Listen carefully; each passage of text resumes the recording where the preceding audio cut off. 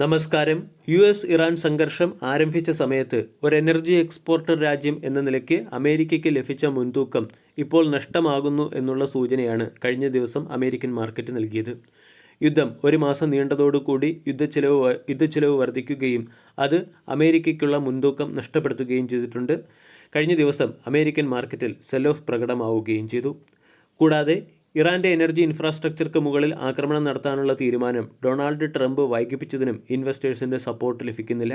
കഴിഞ്ഞ ദിവസം American tech ഇൻഡെക്സായ നാസ്ഡാക്ക് 1.4% ഇടിയുകയും നാസ്ഡാക്ക് ഓൾ ടൈം ഹൈയിൽ നിന്നും 11% ഇടിഞ്ഞതോടുകൂടി ഒഫീഷ്യലി കറക്ഷൻ ടെറിട്ടറിയിലേക്ക് പ്രവേശിക്കുകയും ചെയ്തു. ഇതിന് സമാനമായ സ്ഥിതിയാണ് ഇൻഡെക്സ് ഡോ ജോൺസിലും കാണുന്നത്. ഇൻഡെക്സ് ഡോ ജോൺസും ഓൾ ടൈം ഹൈയിൽ നിന്നും 10%-ലേറെ ഇടിഞ്ഞിട്ടുണ്ട്. മിഡ് ക്യാപ് ഇൻഡെക്സും സ്മോൾ ക്യാപ് ഇൻഡെക്സും ഓൾ ടൈം ഹൈയിൽ നിന്നും 11%-ലേറെ ഇടിഞ്ഞ് എൻ്റയർ അമേരിക്കൻ മാർക്കറ്റ് തന്നെ കറക്ഷൻ ഫേസിലേക്ക് കടന്നിട്ടുണ്ട്. ഇൻഡെക്സ് ഓൾ ടൈം ഹൈയിൽ നിന്നും 10%-ലേറെ ഇടിയുകയാണെങ്കിൽ ഇൻഡെക്സ് കറക്ഷൻ ഫേസിലേക്ക് കടന്നുവെന്നും 20%-ലേറെ ഇടിയുകയാണെങ്കിൽ ബിയർ മാർക്കറ്റിലേക്ക് പ്രവേശിച്ചുവെന്നുമാണ് പൊതുവെ വ്യാഖ്യാനിക്കപ്പെടുന്നത്. ഇവിടെ യുദ്ധത്തിൽ അമേരിക്കയ്ക്കുള്ള പ്രതീക്ഷ നഷ്ടപ്പെടുന്ന രീതിയിലുള്ള അപ്ഡേറ്റുകൾ തന്നെയാണ് ഗ്ലോബൽ മാർക്കറ്റിൽ നിന്നും വരുന്നത്. ഇവിടെ ഹോർമോസ് കടലിടുക്ക് തുറക്കുന്നതിന് വേണ്ടി ഇറാന് മുകളിൽ അമേരിക്ക സമ്മർദ്ദം ചെലുത്തുമ്പോൾ തന്നെ കൂടുതൽ ട്രൂപ്പുകളെ ഇറാനിലേക്ക് അയക്കാൻ അമേരിക്ക നിർബന്ധിതരാവുകയാണ്. അതോടൊപ്പം തന്നെ ഹോർമൂസ് കടലിടുക്ക് തുറക്കുന്നതിന് വേണ്ടി ഇറാന് മുകളിൽ, അതായത് കർഗ് ഐലൻഡ് പിടിച്ചെടുത്തും ഇറാൻ്റെ ഏറ്റവും വലിയ ഗ്യാസ് ഫീൽഡിൽ ആക്രമണം നടത്തിയുമൊക്കെ സമ്മർദ്ദം ചെലുത്താൻ അമേരിക്ക ശ്രമിക്കുന്നുണ്ടെങ്കിലും ഈ സമ്മർദ്ദങ്ങളെയൊക്കെ അതിജീവിക്കുന്ന തരത്തിലുള്ള റെസ്പോൺസാണ് ഇറാൻ്റെ സൈഡിൽ നിന്നും പുറത്തു വരുന്നത്. കൂടാതെ ഇറാൻ അമേരിക്കയുടെ അടുത്തുള്ള പ്രധാന ബേസുകളെയും ഇസ്രായേലിനും എതിരെ ആക്രമണം വീണ്ടും പുനരാരംഭിച്ചിട്ടുണ്ട്. ഇറാൻ്റെ ഓപ്പറേഷനായ ട്രൂ പ്രോമിസ് അതിൻ്റെ 4th ഫേസ് ആക്രമണം പുനരാരംഭിച്ചതോടുകൂടി കാര്യങ്ങൾ കൂടുതൽ വഷളാകുന്നു എന്ന രീതിയിലുള്ള റിപ്പോർട്ട് തന്നെയാണ് വരുന്നത്. അതോടൊപ്പം തന്നെ റഷ്യയും ഗ്യാസോലിൻ എക്സ്പോർട്ട് കുറയ്ക്കാൻ തീരുമാനിച്ചിട്ടുണ്ട്. റഷ്യ ഗ്യാസോലിൻ എക്സ്പോർട്ട് കുറയ്ക്കുകയാണെങ്കിൽ അതും ഫ്യൂൽ പ്രൈസിൻ്റെയും ഗ്യാസിൻ്റെ പ്രൈസിലും വർധനവിന് പിന്നിലെ പ്രധാന കാരണമായി പ്രവർത്തിച്ചേക്കാം. ഇതിൻ്റെയൊക്കെ ഒരു കളക്റ്റീവ് ഇമ്പാക്റ്റ് എന്ന നിലയിൽ കഴിഞ്ഞ ദിവസം ബ്രന്റ് ക്രൂഡിൻ്റെ വില 4% വർദ്ധിച്ച് $112 പെർ ബാരൽ എന്ന ലെവലിലേക്ക് ഉയർന്നു. ബ്രന്റ് ക്രൂഡിൻ്റെ വിലയിൽ കഴിഞ്ഞ ഒരു മാസം കൊണ്ട് 60%-നടുത്ത് വർധനവാണ് ഉണ്ടായത്. $70 നിന്നാണ് $112 പെർ ബാരൽ എന്ന ലെവലിലേക്ക് ക്രൂഡിൻ്റെ വില ഉയർന്നത്.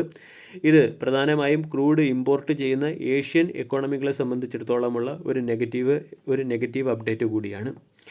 അതേസമയം കഴിഞ്ഞ ദിവസം ഇന്ത്യൻ മാർക്കറ്റിലും ശക്തമായ സെല്ലിംഗ് പ്രഷർ നമ്മൾക്ക് കാണാൻ സാധിക്കുകയും ഇൻഡെക്സ് 2%-ലേറെ ഇടിയുകയും ചെയ്തു.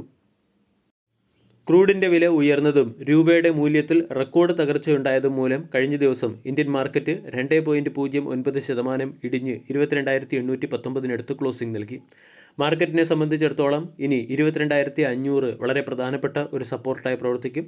22,500 എന്ന സപ്പോർട്ട് നഷ്ടമായാൽ മാർക്കറ്റ് 22,000 വരെ ഇടിയാനും സാധ്യതയുണ്ട്.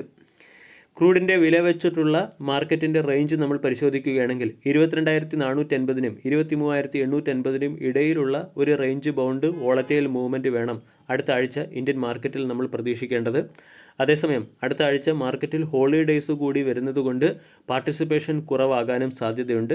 ഈ ഒരു സാഹചര്യത്തിൽ അമേരിക്കൻ മാർക്കറ്റ് പോലുള്ള ഗ്ലോബൽ മാർക്കറ്റുകൾ വീക്ക് പെർഫോമൻസ് നടത്തിയാൽ 22,500 എന്ന സപ്പോർട്ട് തകരാനും മാർക്കറ്റ് 22,000 വരെ എത്താനുമുള്ള സാധ്യത കൂടുതലാണ്.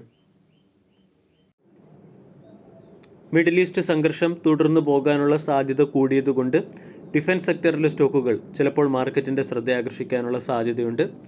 ഈ ഒരു സാഹചര്യത്തിൽ ഓൾ ടൈം ഹൈയിൽ നിന്നും ഡിസ്കൗണ്ടിൽ ലഭിക്കുന്നതും അതേസമയം ഗ്രോത്ത് ഓപ്പർച്യൂണിറ്റി ഉള്ളതുമായ ഒരു സ്മാൾ ക്യാപ് സ്റ്റോക്കായ അപ്പോളോ മൈക്രോസിസ്റ്റം എന്ന സ്റ്റോക്കിനെ long time investment point of view പരിഗണിക്കാവുന്നതാണ്. മാർക്കറ്റ് കറക്ഷൻ ഫേസിലായതുകൊണ്ട് സ്റ്റോക്കിനെ സ്റ്റാഗേർഡ് മാനറിൽ വേണം അക്കുമുലേറ്റ് ചെയ്യാൻ. അപ്പോളോ മൈക്രോസിസ്റ്റം എന്ന കമ്പനി പ്രധാനമായും electro mechanical, weapon, armament system manufacture ചെയ്യുന്ന കമ്പനിയാണ്. പല ഡിഫൻസ് എക്യുപ്മെൻറ്റുകളുടെയും ഒറിജിനൽ എക്യുപ്മെൻറ്റ് മാനുഫാക്ചറായും കമ്പനി പ്രവർത്തിക്കുന്നു. Missile defence, naval defence, ground defence, avionics and aerospace തുടങ്ങിയ സെക്ടറുകളിലേക്ക് ആവശ്യമായിട്ടുള്ള പ്രൊഡക്റ്റുകളാണ് കമ്പനി പ്രധാനമായും മാനുഫാക്ചർ ചെയ്യുന്നത്. 150-ലധികം ആക്റ്റീവ് ക്ലയൻറ്റുകളുള്ള കമ്പനിയാണ്. DRDO, Bharat dynamics, Bharat electronics തുടങ്ങിയവയൊക്കെ ഈ കമ്പനിയുടെ പ്രധാന ക്ലയൻറ്റുകൾ കൂടിയാണ്. ഇതോടൊപ്പം തന്നെ കമ്പനി വിവിധ ഫ്ലാഗ്ഷിപ്പ് പ്രോജക്റ്റുകളിൽ ഇൻവോൾവ്ഡ് ആയിട്ടുമുണ്ട്. റീസെൻ്റ്ലി ഹൈദരാബാദിൽ ഹാർഡ്വെയർ പാർക്ക് 2-ൽ കമ്പനി അതിൻ്റെ ഒരു മാനുഫാക്ചറിംഗ് ഫെസിലിറ്റി ആരംഭിക്കുകയും ചെയ്തു. 40 മുതൽ 50% CAGR കൂടിയുള്ള റവന്യൂ ഗ്രോത്ത് ആണ് ഈ കമ്പനിയുടെ ടാർഗറ്റ്. ഈ ടാർഗറ്റിലേക്ക് എത്തുന്നതിന് വേണ്ടി റീസെൻ്റ്ലി ഐഡിയൽ എക്സ്പ്ലോസീവ്സ് എന്ന കമ്പനിയെ അക്വയർ ചെയ്യുകയും ചെയ്തു. കൂടാതെ കമ്പനി അതിൻ്റെ വർക്കിംഗ് ക്യാപിറ്റൽ സൈക്കിൾ 120 നിന്നും 100 കുറച്ച് ഓപ്പറേറ്റിംഗ് മാർജിൻ ഇംപ്രൂവ് ചെയ്യാനും ശ്രമിക്കുന്നുണ്ട്. 45 മുതൽ 50%-ഓളമുള്ള റവന്യൂ ഗ്രോത്ത് ആണ് കമ്പനി എക്സ്പെക്റ്റ് ചെയ്യുന്നത്. അതോടൊപ്പം തന്നെ കമ്പനി ആകാശ് NG മിസൈൽ പ്രോഗ്രാമിൻ്റെയും QRSM പ്രോജക്റ്റിൻ്റെയും ഒരു പ്രധാന കോൺട്രിബ്യൂട്ടറായും പ്രവർത്തിക്കുന്നുണ്ട്. 2500 കോടി രൂപയുടെ ഓർഡറുകളാണ് വരും സമയങ്ങളിൽ കമ്പനി എക്സ്പെക്റ്റ് ചെയ്യുന്നത്. പ്രധാനമായും നേവൽ സെക്ടറിൽ നിന്നാണ് ഓർഡർ എക്സ്പെക്റ്റ് ചെയ്യുന്നത്. ഇനി ഫിനാൻഷ്യൽ പെർഫോമൻസ് നോക്കുകയാണെങ്കിൽ കഴിഞ്ഞ ഒരു വർഷം കൊണ്ട് റവന്യൂവിൽ 81% വളർച്ചയുണ്ടായി. 611 കോടിയിലേക്ക് റവന്യൂ എത്തി.